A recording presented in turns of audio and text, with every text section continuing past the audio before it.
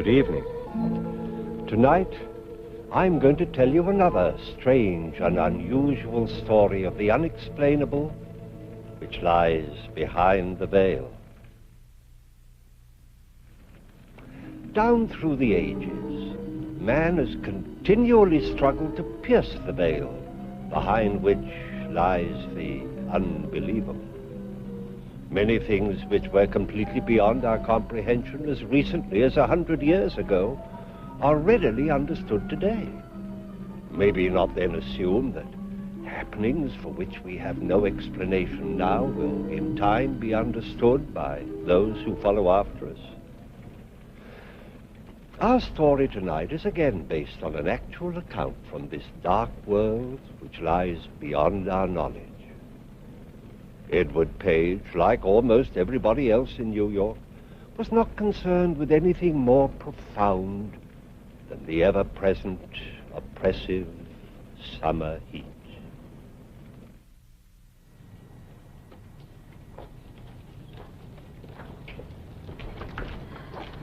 Good evening, Mrs. Foley. Good evening. Good evening, Mr. Page. Oh, it's awful hot, ain't it? The humidity, Mrs. Foley. That's what's bothering you, the humidity. Maybe, but this heat ain't doing me much good either.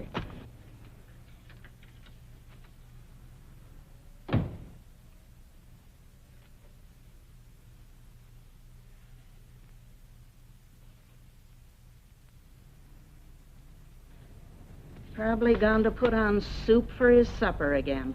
Always hot soup. Oh, in weather like this, too.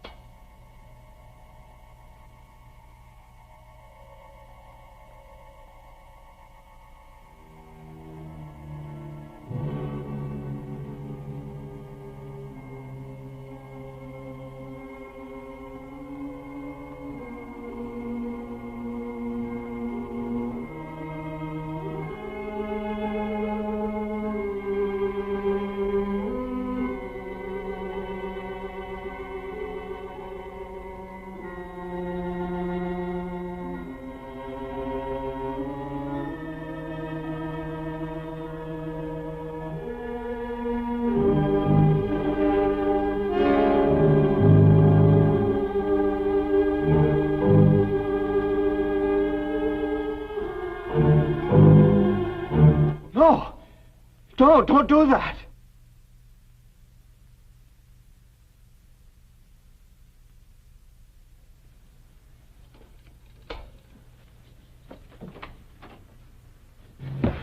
It's murder. I saw a man kill a woman. Where? Apartment across the way, third floor back on the corner. I gotta get the police. Murder. Police.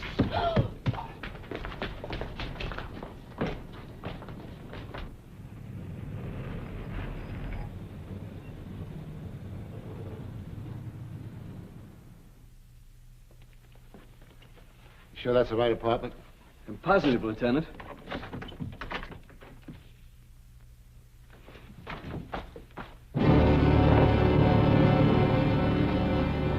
It's empty. The woman, she isn't here. Maybe it's the wrong apartment, huh? No, it's the right one. There's my room right opposite this window. Look around you, Page. There's no body, no sign of a crime. I don't care. It happened. I know I saw it, but I don't know what happened to the furniture. Please, Sergeant, I know I saw it. The woman was blonde. She was brushing her hair. It was very pretty. She fell right over there. The killer was hiding right there. He wore shiny black leather gloves, and he had this flashlight, and he came up behind her, and... I know what you're thinking. You don't want to believe me, but I'm not lying. I know I saw it. Sure, you saw it. But now we gotta figure out what happened. Let's go over to your room. There must be some mistake. There's no mistake. While you're doing all this, the killer's getting away. I can describe him for you exactly. With a description, you could catch him. Charge him with what? Murder and robbery. He robbed her purse and he took the jewelry out of the box. It was right there. Her purse was on the couch. Let's go back to your place, huh? We'll leave the lights on in here so we're sure we get the right apartment.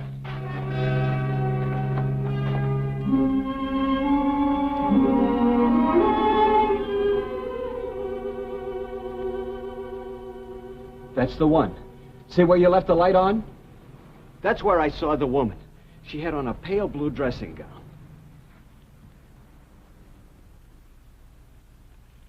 Please, Lieutenant Davis, say you believe me. Say that I really saw what I saw. Mr. Page, it's been a hot day. Now, you were tired, what, with just coming home from work and all? You heard what the janitor at the apartment house said? No blonde. And nobody in that apartment for the past month. It's for rent. I saw it. You didn't eat your dinner. Lots of times I get lightheaded when I'm real hungry. Now, why don't you be a good fellow and sit down and finish your dinner and you'll forget all about it. You'll feel better. We better get back. What about a report? Do we make one up? Yeah, I suppose we'll have to. Just say that, it's been a hot day, blame it on the heat. It's not the heat. I saw it. If you won't believe me, I'll find someone who will. Calm down, Mr. Page. What's going on here? What are you doing to Mr. Page? Tell him, Mrs. Foley. Tell him that I saw the murder, that I really saw it. But I didn't see it. Let me go. I got to tell someone about the murder. Find someone who'll believe me. You better come along with us, Mr. Page. We'll talk it over.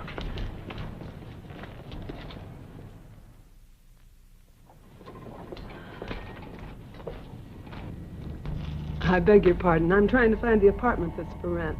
345 48th Street. Oh, it's in the next block, honey. Right back of this building. Thanks so much. In the next block, she wants an apartment.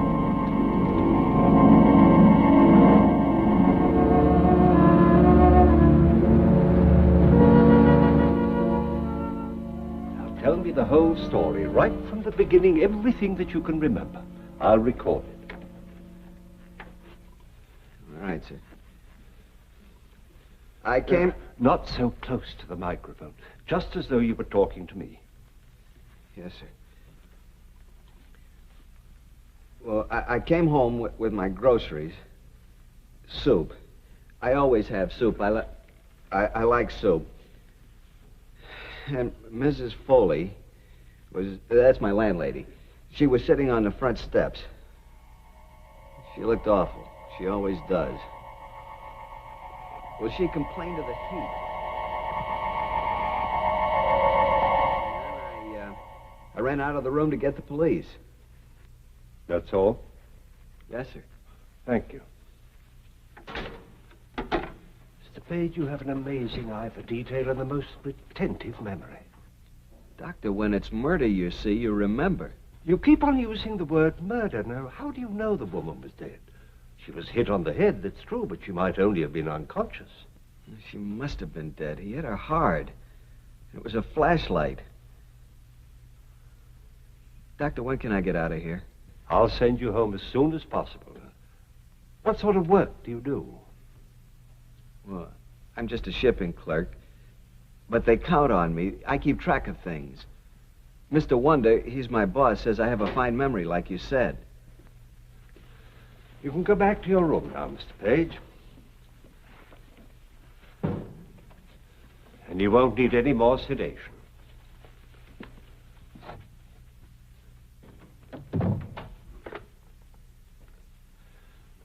Send Lieutenant Davis and Sergeant Fenton in.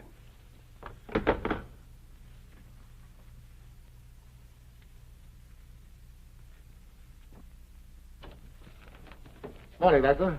Morning. Lieutenant, Sergeant. Page come out of it yet? I'm afraid Page isn't going to come out of it, as you call it. Well, that's too bad. He's a nice little guy. Nothing for him to come out of. He's as sane as you and I. Wait a minute, Doc. Suppose you speak for yourself. There's no form of dementia that I've ever seen or studied. I'm convinced that Page saw something real. I've been around a long time, Doc. Some guys sit around looking in other people's windows. Well, they see quite a bit. But most of it isn't murder. Page didn't seem like that kind of man. He was worried and scared by what he saw. I don't think he's that kind of man either. Page is an oddball. He doesn't add up. Everything says he's honest. But he tells us a story we can't believe. We'll keep him here a little longer. I'll run some tests on him. I've never seen a case like this before. That's your worry, Doctor. Ours is over. We go on the facts, and there aren't any in this case.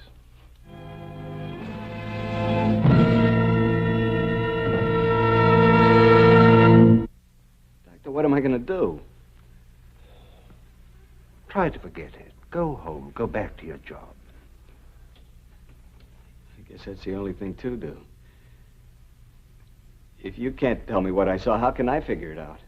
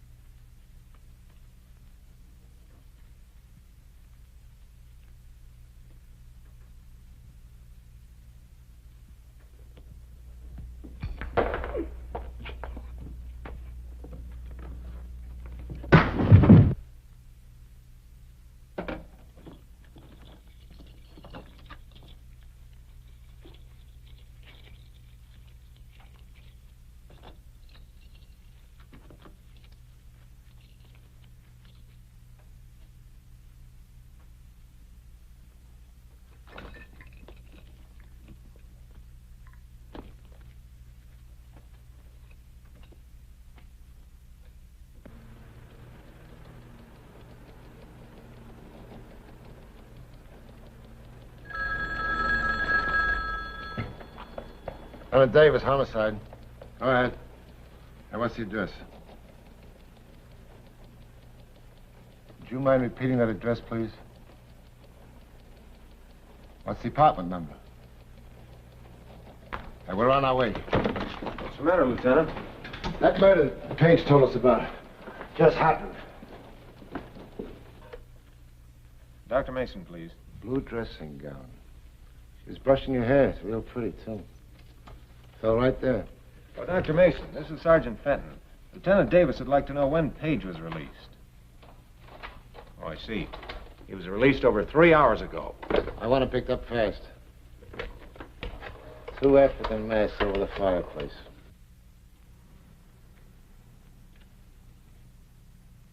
Sergeant Fenton, Hang up. I'll call you right back.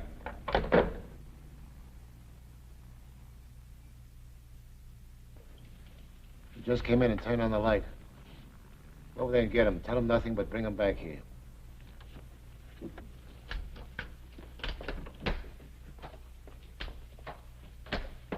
Lieutenant? Hey, Doc. Hot night. Miserable weather. Good looking woman.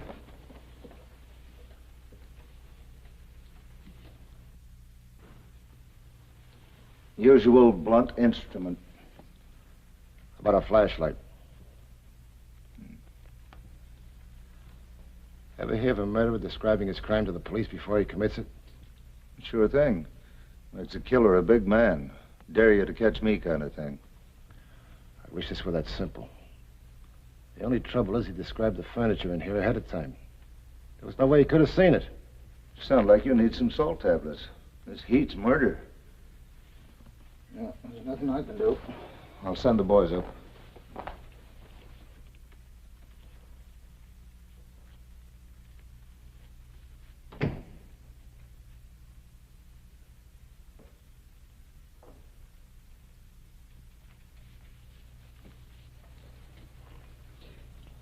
It happened. Just like I told you. That's right, Page. Just like you told us. Everything's the way I saw it. You left the hospital 3 hours ago. Did you come right straight here? I walked for quite a while. I just got home. I don't mean that. I meant here, this apartment. Why would I come here? Nobody believed you when you told us the story about the murder. It's upset you, made you mad. You decided you're going to show us. You came home, you saw the apartment was rented, so you came over here and you killed her. No, I didn't come over here. Page, why don't you make things easy for everybody? We both know you can't see a killing, and then suddenly 3 days later it happens. But it did. I described the killer for you. And the killer is you. Quit stalling. Why don't you admit what you did? Tell us what you did with the flashlight and the gloves you used. Lieutenant Davis, these bills, they're for this furniture. From 3 different stores. Sergeant, let's stick to what we're doing. There's no other answer. Page, you killed her. But Page described this furniture before the woman even bought it. And she was in Chicago 3 days ago. She's never been in New York before in her life. How could Page have described her? I'm willing to admit I can't explain how he could describe the furniture or the woman. But I do know how he had a chance to come over here and kill her. But I didn't, Lieutenant. I didn't kill her. If we don't all keep calm around here, I'm the one that's going to wind up in Bellevue. Let's face it, Page. You could have prevented all this. If you guarded the apartment, you might have saved her life. Nevertheless, you're still my #1 suspect. I saw the killer. That means you can find him. I gave you a description. I know I have. But it's not enough. Let's get out of here.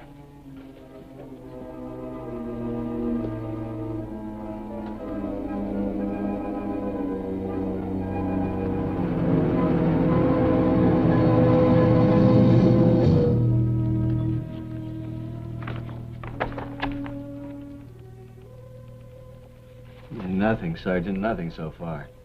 It's a tough job looking through all those pictures, Mr. Page. I guess so they all look alike. Stay with it. It's a pretty good description you got out of him, Doc. Better than I could do. Very few witnesses have the power of observation that Mr. Page has. I'll say that for him. He saw plenty. It's still not enough. How about the way the crime was committed, the nature of it? Oh, that's pretty standard. Look for an open door, rap on the head, take the valuables. A dime a dozen. It's the smart ones we nail. The ones that figure out their own clever way to commit a crime. Well, if that's all the help you can give us, I guess it'll have to do. Let's see how they're doing in there.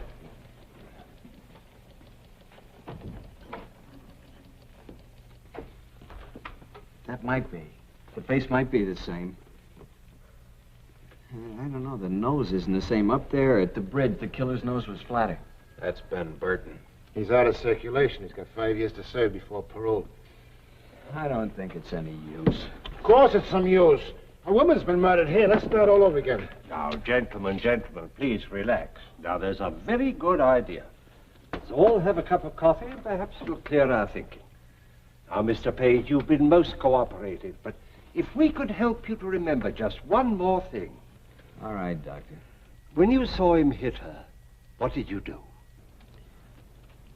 I hollered. No, don't do that. Did he hear you? Well, no, he couldn't hear me because the window was closed and his ear... Wait a minute. His ear, his left ear, it was, what do you call it? Prize fighters have them. Cauliflower ear? That's it, his left ear, he had one. That does it. That's what I need. Something to work on. Come on, Fenton. We'll get out the new description. This time we'll add a cauliflower left ear. Well, Mr. Page, I think you can go home now. I'd rather not. I couldn't sleep now. Not until the job's finished. I need to talk to that man. It may be some time before the police can find him. I'll wait a while. It'll be easier. You see, Dr. Mason, you want to know what this is about because you're a psychiatrist. I have to know just to be able to live with myself.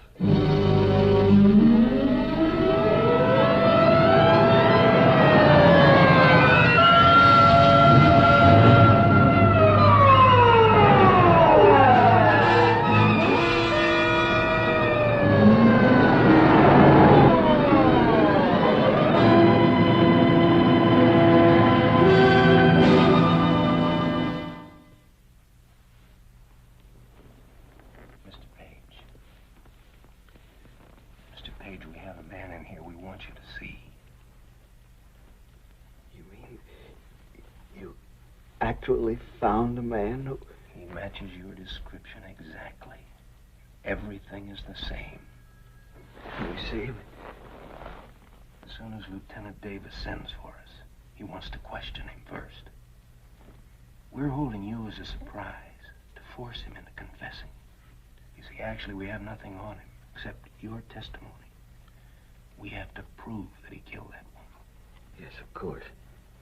When we go in, don't say anything about it. Not saying it before it happened? Don't worry. Like I said, cop, I don't know what you're talking about.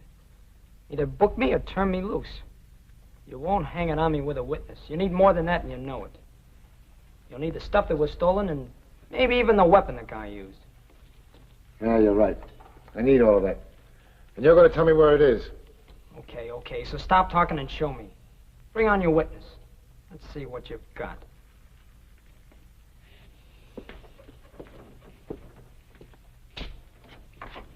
Don't go away. Don't worry. I can't wait to see how this turns out.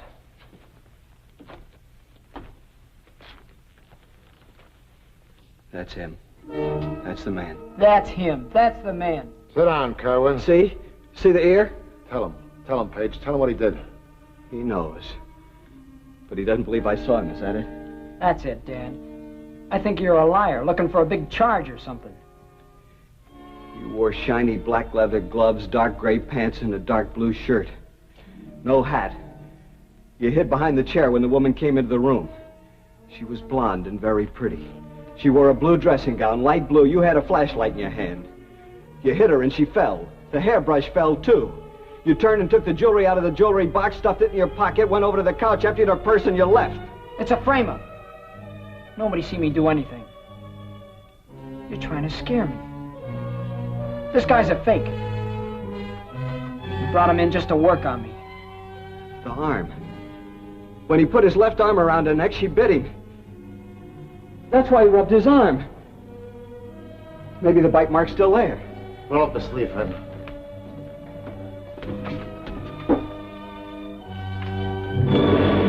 It's there. I know. You didn't mean to kill her. Well, she caught me in the room. I couldn't get out. Take him away, Fenton.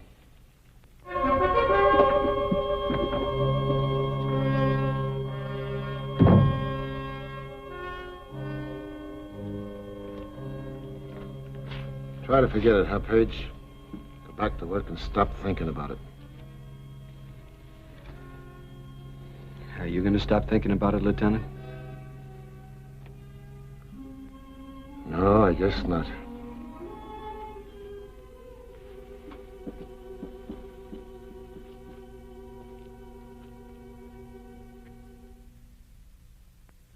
Edward Page returned to work 2 days later, but he was not, nor would he ever be, the same man who left work such a short time before.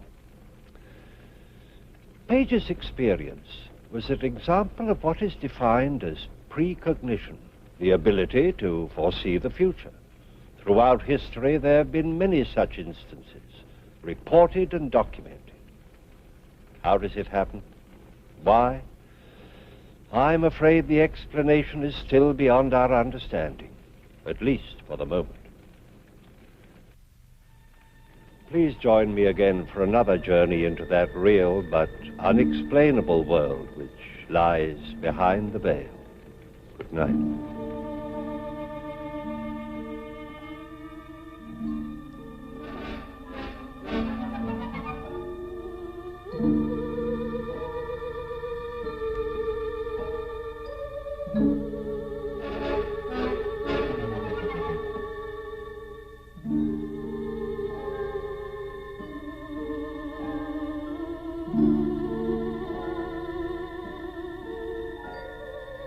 Thank you.